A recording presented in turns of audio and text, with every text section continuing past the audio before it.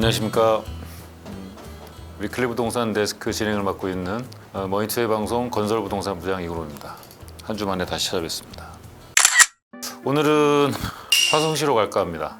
최근 집값이 급락하면서 갭투자가 고개를 다시 들고 있다라는 뉴스 보도를 많이 보셨을 텐데요. 이 갭투자에 대한 개념들이 생소하지는 않으실 거예요. 갭투자라는 게 전세를 끼고 아파트를 사게 되면 자기 자본 투자를 최소화하면서 아파트를 살 수 있고, 전세가 끝날 때쯤에 집값이 오른다면 매각 차익을 얻을 수 있는 아주 가장 흔한 부동산 투자법인데요.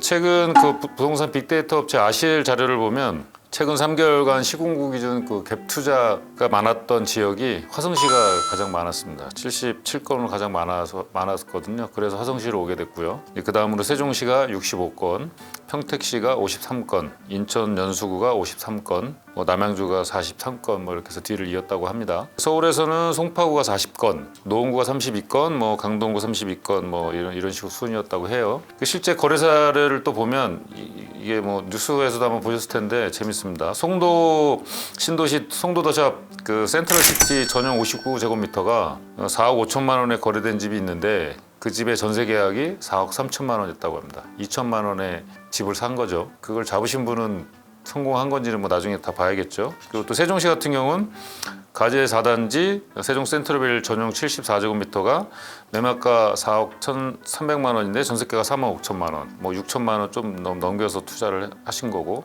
화성시 청계동 동탄역 시범 호반 서밋 전용 85제곱미터가 매매가 7억 8천만 원에 전세가 7억. 투자라는 게 네네. 보통 실거주 목적보다는 투자나 투기 수요라고 좀 인식이 되잖아요. 그렇죠. 경기 화성시나 세종시에 특별히 호재가 있었던 건가요? 호재라기보다 집값이 가장 많이 떨어지니까 갭 투자할 여건이 가장 좋았다고 봐야겠죠. 이제 지금 작년 하반기 직전까지 전국에서 집값이 가장 많이 오른 지역이 세종시, 동탄신도시, 광주신도시, 송도신도시 이런 지역들이 많이 올랐었죠. 근데 그 지역들이 가장 많이 올랐던 지역들이 또 가장 많이 떨어졌습니다.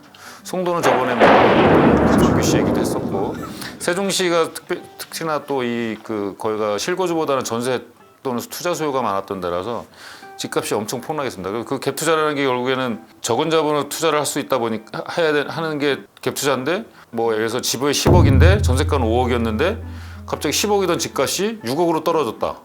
그럼 1억 차이밖에 안 나니까 갭 투자할 여건이 좋죠.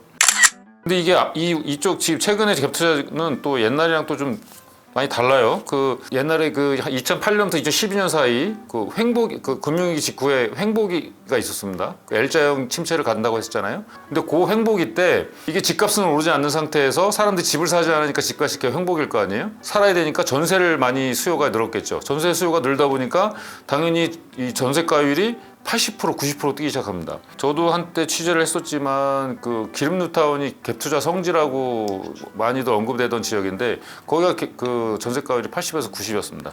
그때는 집값이 고되는 상태에서 전세 수요가 늘어나니까 전세가 늘어나면서 갭 투자가 할 수 있는 여건이 됐던 거고, 지금의 상황은 집값이 폭락을 해서 전세가 수준까지 근접하다 보니 갭 투자할 여건이 됐다고 봐야겠죠. 매매가가 내려가서 어쨌든 갭이 좁혀지긴 했지만 그렇죠. 투자 기회라고 생각해서 덤비는 건데, 그렇죠. 물론 이제 전세가가 여기서 더 안 떨어진다는 가정하에 이게 맞는 판단일 수도 있겠지만, 근데 지금 갭 투자 판단하시는 분들은 전세가 추가 하락 이런 개념보다는 바닥론 쪽에 많이 염두에 두고 판단을 하신 것 같아요. 그러니까 지금 소위 말해서 정부가 규제 완화를 하면서 거래도 늘고 집값도 상승 거래도 나타나고, 그러면 바닥이고 전세가하고의 갭 차이가 점점 근접해 있는 상태니 지금 투자하면 앞으로 집값이 오를 일만 남지 않았을까라는 판단을 했을 가능성이 가장 높다고 봐야겠죠.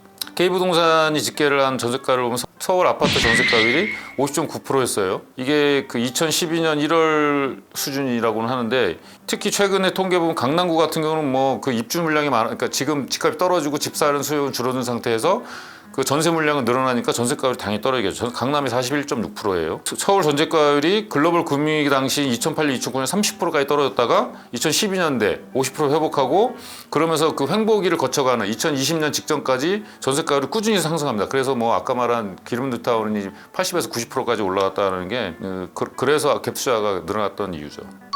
그러니까 2008년부터 2012년까지는 네네. 매매가가 하락하거나 뭐 지역 따라서 약보합 정도였을 텐데 그렇죠, 그렇죠. 전세가는 그 와중에도 꾸준히 올랐다는 얘기가 될 수도 네. 있겠네요.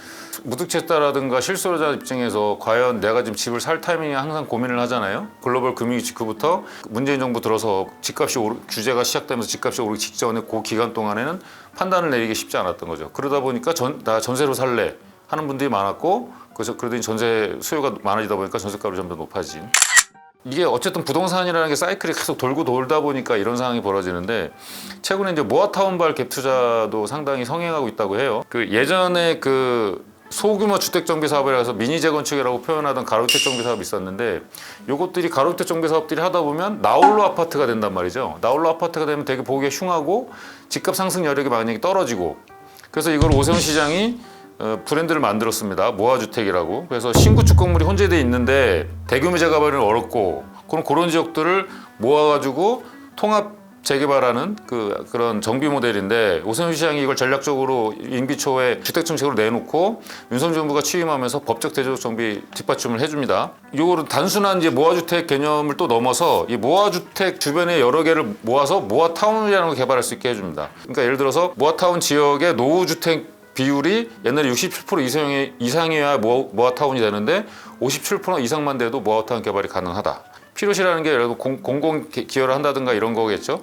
용도지역 종상향도 해주고 주차장 통합 설치 지원도 해주고 혜택을 많이 주는, 아까 말씀드린 대로 뉴타운하고 재개발이 구역이 해제되면서 정말 노후돼서 살기 어려운 지역들이 많잖아요. 뭐 강북 같은데 특히나 뭐 노후주택들이 워낙 많은데, 특히나 너무 소규모여서 재개발 구역 지정하기도 어렵고. 근데 아까 말한 대로 가로주택 정비구역을 해봐야 시공사들도 잘 들어오지 않아요. 왜냐하면 이게 조합원도 얼마 안 되는 데다가 공사비도 얼마 안 되고 해봐야 이게 분양가를 많이 받을 수 있는 지역도 아니고, 오세훈 시장이 간파를 하고 한 거겠죠. 그러니까 여긴 노후됐지만 재개발이 정말 힘들어. 그런 고민하는 과정에서 모아주택이 나왔는데, 그러면서 이제 모아주택만 해도 약간 좀 혜택이 많이 돌아가지 않나? 그럼 모아타운을 할까? 약간 여러 조건들을 한 거고, 정부 입장에서도 어쨌든 노후주택을 주거 환경을 개선해야 되는 거는 이 주택 정책 중에 하나거든요. 그런 측면에서 보면 오세훈 시장의 제안이 약간 솔깃할 수도 있죠.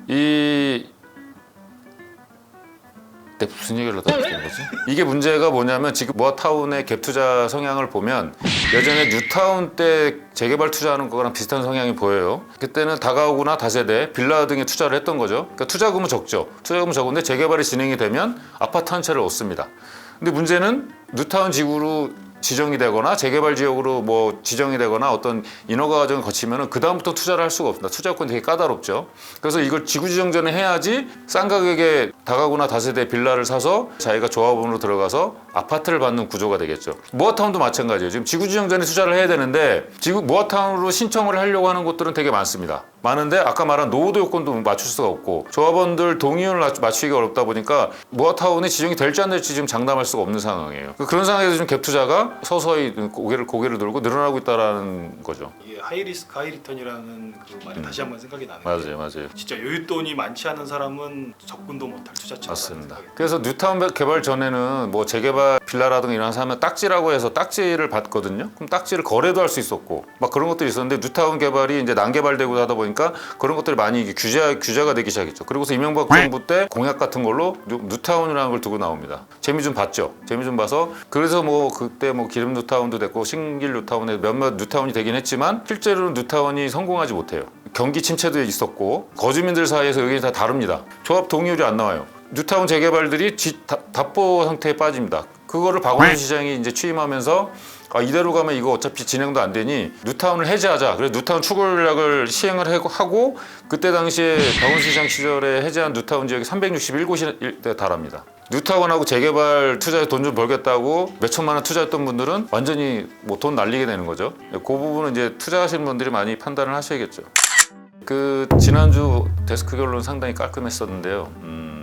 이번 주 데스크 결론 조금 말하기 조심스럽게 하는데, 초반에 말씀드렸지만 최근에 갭 투자하신 분들을 보면 이게 바닥론이 아닐까? 그리고 아까 말한 규제 하나 덕에 수도권 분양시장 살아나고, 그러면 요것들이 선순환이 돼서 1년은 아니어도 내가 2년 후에 전세 재계약할 때쯤 되면 집값이 오르지 않을까라는 생각을 할 수 있다라는 거죠. 그게 과거의 학습 효과에 의해서 나타나는 투자일 수도 있고요. 근데 어떤 전문가도 지금이 바닥이라고 확언해 줄 수는 없어요. 정확히 얘기하면 어떤 전문가들도 바닥이라고 막 얘기는 하는데 그 바닥이라고 자기가 말하는 것도 진짜 바닥인지는 자기도 조심스럽다라는 거죠. 그래서 결국에는 투자에 대한 책임은 투자자의 몫인 거죠. 네, 제가 이제 계속 쏜톡을 촬영하다 보니까 아. 전문가들한테 항상 이제 투자에 임하는 격언이나 저는 전문가가 아닌데요. 이런 부장님의 어떤 인사이트를 궁금해하시는 사람들이 많기 때문에 인사이트는 아니고요. 그러니까 저는 되게 약간 좀 리스크 해지 스타일입니다. 주식이든 부동산이든 투자는 여유 자금을 해야 된다.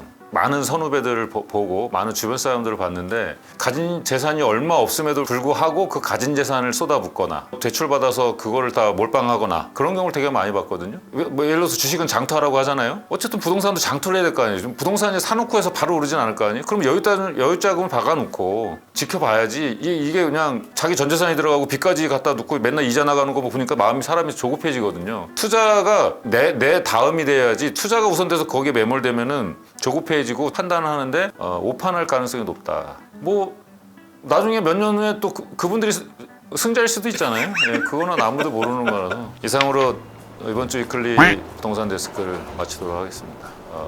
항상 열심히 준비하려고는 하지만 구독자분들의 성이 안 찰 수도 있지만 앞으로도 더 좋은 알찬 소식으로 좀 찾아뵙도록 더욱 노력하겠습니다. 감사합니다.